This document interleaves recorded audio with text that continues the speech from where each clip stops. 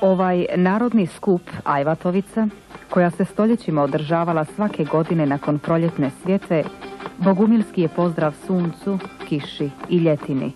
I sjećanje na Jurija, Hazreti Hidra. I taj pozdrav i to sjećanje pretopili su se u islamsku molitvu stvoritelju nebesa i zemlje. Monoteizam triumfuje. Iz srednjega vijeka naši preci pokapali se pod Stečke kao nacionalni najbolji spomenik srednjovjekovne Bosne. Kada su oni primili islam, oni su sa islamom primili i novo grobno obilježje, a to je nišan. I sada imamo jedan fenomen koji je rijetko, koji je nemoguće drugi naći do uvoza. Naime, imamo ogroman broj nišana, to znači specifični nadgrobnih spomenika turskih, to je islamskih, na kojima imamo i elemente bogumilske, to je kršćanske, to je križ, ili podignuta ruka, to je starobosanski pozdrav, ili razni paganski amblemi, a ispod toga, dakle, imamo polumjesec, zvijezdu, odnosno islamska obilježja.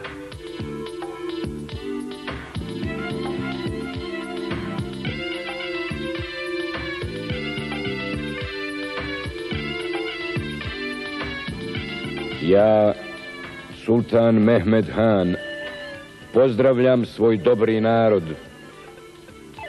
Ovim riječima počinje Ahdnama, povelja sultana Fatiha izdata u polju Milodraž kod Visokog, kojom on jamči nesmetan rad bosanskim franjevcima u Bosni. Kunem se velikom zakletvom, stvoriteljem nebesa i zemlje, i sa 7 Musafa, i sa pečatom poslanika Muhammedom, i sa 124.000 poslanika, i sabljom koju opasujem, da se ovoj riječi ne učini ni trunak protivno. Zasnovano na jednoj jedinoj kuranskoj proklamaciji, nema prisiljavanja u vjeru i na priznavanju naroda knjige, Jevreja i kršćana, silno Osmansko carstvo zaštitilo je živote, imovinu i vjeru zatečenih naroda i omogućilo im ekonomski i kulturni razvitak. U tom carstvu bosanski muslimani uživaju povlastice. Imaju bosanski pašaluk osnovan 1580. godine, koji obuhvata široko područje od današnjeg Kosova do Hrvatske, od Slavonije do Jadranskog mora i zadržava određenu samostalnost unutar carstva. Pod kišobranom velike svjetske sile Bosna doživljava izuzetan prosperitet u 16. i 17. stoljeću. Po oporuci sultana Fatiha, Bošnjaci šalju svoju najtalentiraniju djecu u Istanbul na školovanje.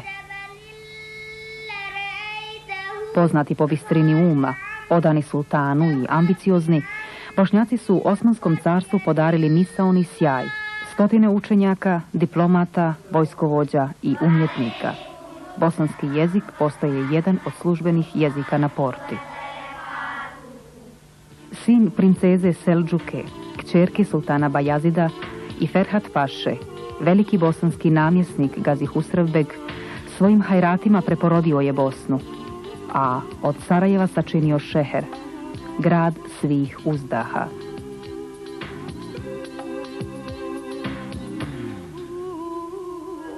Prihvativši islamsku kulturu i civilizaciju, Bošnjaci joj daju vlastiti bosanski pečat. Ljubomorno čuvaju svoj bosanski jezik, ali se služe prilagođenim arapskim pismom, arebicom.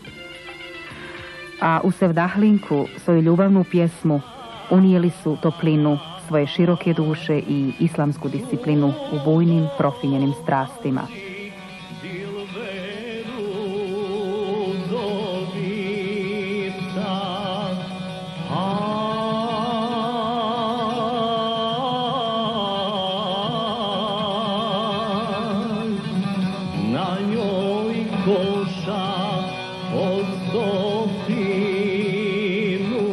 Pred kraj stoljeća u kojem je Konstantinopolj pao u ruke Osmana, a islam preko Balkana dospio u srce europskog kontinenta, preko drugog planinskog gorja i drugih mora traje žalosni izgon, prvo etničko čišćenje 2 do 3 miliona muslimana i Jevreja iz Španije.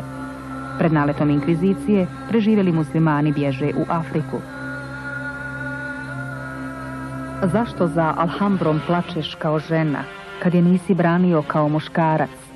Poručila je u stihu majka svom uplakanom sinu, kralju Boabdilu, posljednjem emiru Granade u blistavoj muslimanskoj Španiji, Endelusu, tom kulturnom svjetioniku predrenesansne Evrope, tom uzoru slobodnog viševjerskog društva.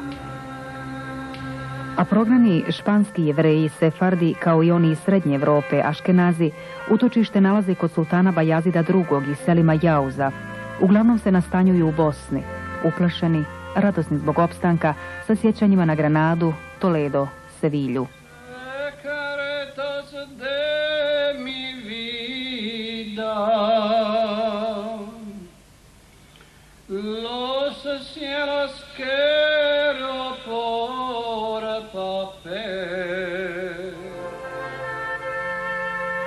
Bosna postaje domovina ljudi svih nebeskih vjera.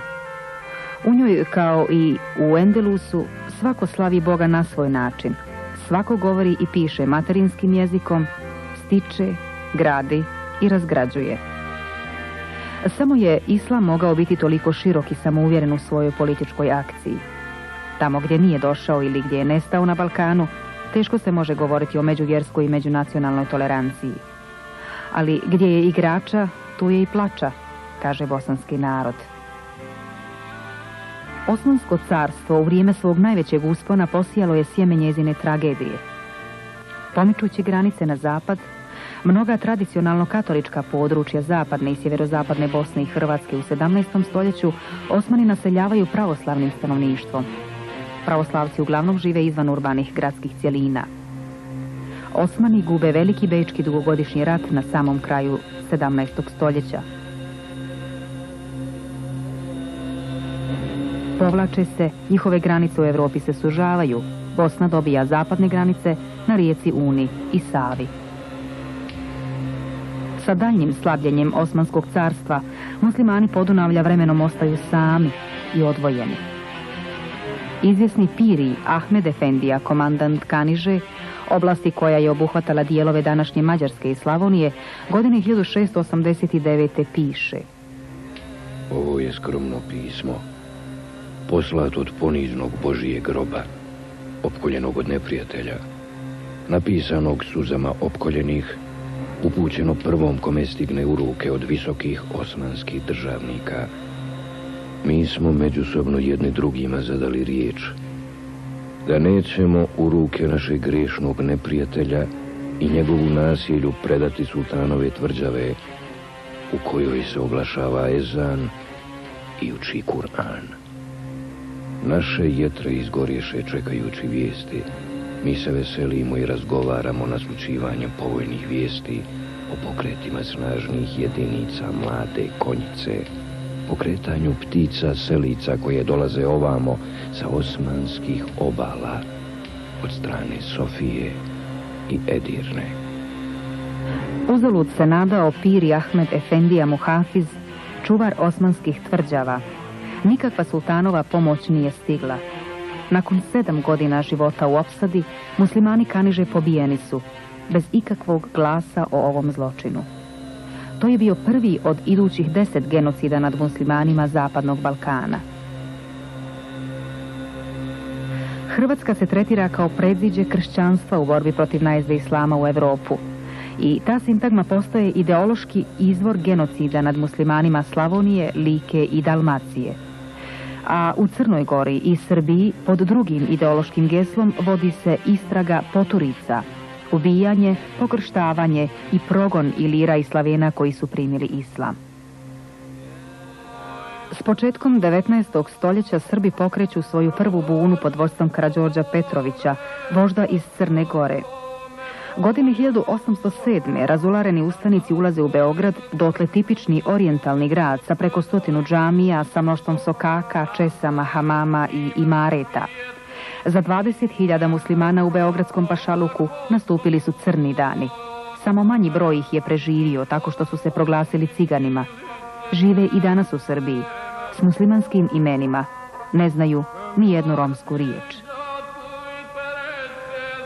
Hatišerifom iz 1830. godine turska i srpska vlast su se dogovorile da se svi muslimani moraju iseliti iz Srbije u roku od 5 godina. U Beogradu je sredinom 19. stoljeća ostala samo jedna Bajrakli džamija sa džematom od samo 30 muslimana. Najveći pjesnik Srba i Crnogoraca, vladika Petar II. Petrović Njegoš sa Cetinja, u svom spjevu Gorski vijenac, opjevao je Istragu Poturica.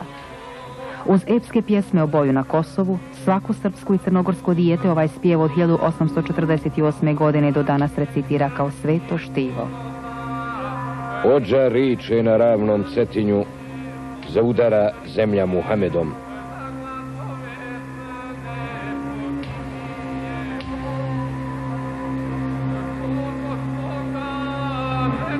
Ministar unutrašnjih poslova srbijanske vlade Ilija Garašanin 1844. godine u spisu nazvanom Načrtanije strateški oblikuje velikosrpsku politiku na Balkanu po kojoj se Bosna mora raskomadati i pripojiti Srbiji.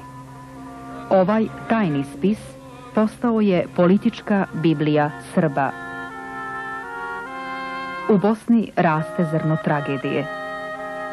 Pod utjecajem nacionalnih i političkih ideja panslavizma, njezino pravoslavno stanovništvo prvi put se 1860. godine zvanično imenuje i organizira kao Srbi, a bosanski katolici kao Hrvati. Srbi Bosnu žele pripojiti kneževini Srbiji, a Hrvati Austro-Ugarskoj i hrvatskom narodu. Turska je nemoćna.